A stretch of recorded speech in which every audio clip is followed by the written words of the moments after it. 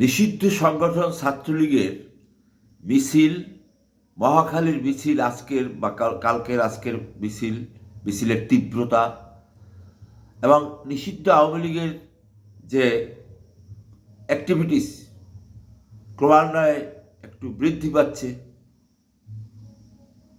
এর সাথে বঙ্গোপসাগরের রাজনীতির একটা মিল আছে। হ্যাঁ, আপাতত একটু অদ্ভুত মনে হবে, হয়তো আমি আমার বক্তব্যের বা বিশ্লেষণে সেটা আপনাদের ভালোভাবে প্রমাণ করতে পারবো না, এবং আপনাদের হয়তো ভালো নাও লাগতে পারে আমার সেটা যোগ্যতার বা সামর্থ্যের অভাবে। কিন্তু আমার উপলব্ধি, আমার ধারণা এবং আমার বিশ্বাস যে বঙ্গোপসাগরের রাজনীতির একটা ইউটার্ন হয়েছে বা হতে যাচ্ছে বা হচ্ছে। তার ধারাবাহিকতায় আওয়ামী লীগের মহাখালী বাস স্ট্যান্ডের মিছিলের তীব্রতা এবং গতি প্রকৃতির সাথে আমি মিল খুঁজে পাই। সেটা কি? সেটা হলো বঙ্গোপসাগরের রাজনীতিতেই এখন এই উপমহাদেশ, এই অঞ্চলের, প্যাসিফিক অঞ্চলের রাজনীতির মূল শক্তি এবং মূল কেন্দ্র এবং মূল বিষয়। এটা অনেক আগে থেকেই সবাই কম বেশি বলে আসছিলেন। সেই বঙ্গোপসাগরের রাজনীতিতে আমেরিকা হস্তক্ষেপ করতে চায়, আসতে চায়, থাকতে চায়। কেন? চীনের আধিপত্য বা চীনের প্রতিপত্তিকে একটু খর্ব করার জন্য, নিয়ন্ত্রণ করার জন্য। ভারত সেও চায় এখানে অবস্থান করতে, কারণ চীনের সাথে ভারতের সম্পর্ক ভালো না, এবং ভূ আঞ্চলিক রাজনীতির ক্ষেত্রে চীন এই এখানে প্রাধান্য বিস্তার করে আসছে বা আছে। অতএব এখানে যদি ভারত হস্তক্ষেপ করতে পারে এবং ভারত যদি এখানে অবস্থান করতে পারে বা তাদের হাতে প্রাধান্যটা ফিরে আসে বা চীনকে একটু থামাতে পারে, একটা প্রজেক্ট আছে, কালাদান প্রজেক্ট, যেটা মায়ানমারে গিয়েছে, ভারতের চলমান আছে, সেটা এখন বন্ধ আছে। এখন বুঝতে হবে যে এই বিষয়ের সাথে হয়তো মিলে গেছে। আমেরিকার সাথে ভারতের অনেক মত পার্থক্য আছে, বিভেদ আছে, চাহিদার পার্থক্য আছে, লক্ষ্যের পার্থক্য আছে।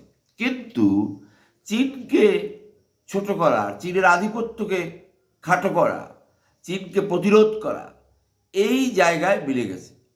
শত্রুর শত্রু বন্ধু, সেই জায়গা থেকে যদি ভারতের সাথে আমেরিকার সমঝোতা হয়ে থাকে বা আমেরিকার কোনো ভারতের সাথে আমেরিকার সাথে ভারতের আন্ডারস্ট্যান্ডিং হয়ে থাকে, তাহলেই তখন কিন্তু বাংলাদেশের রাজনীতির ইউটার্ন নেবে, যা মহাখালীর বাস স্ট্যান্ড পর্যন্ত এসে পৌঁছাবে বা পৌঁছাতে পারে।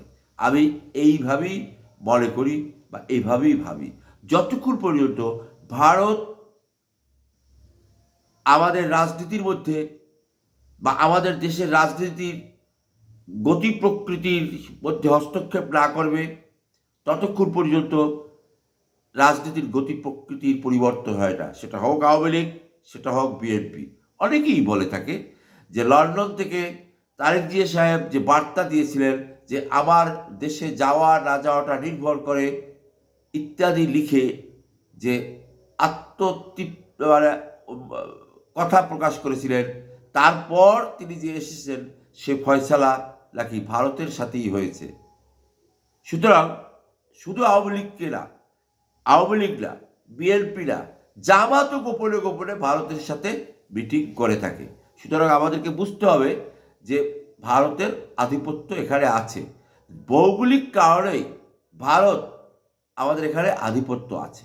আমাদের এখানে মানে আগুন লাগলে এই আগুনের তাপ তো ভারতে গিয়ে পড়বে।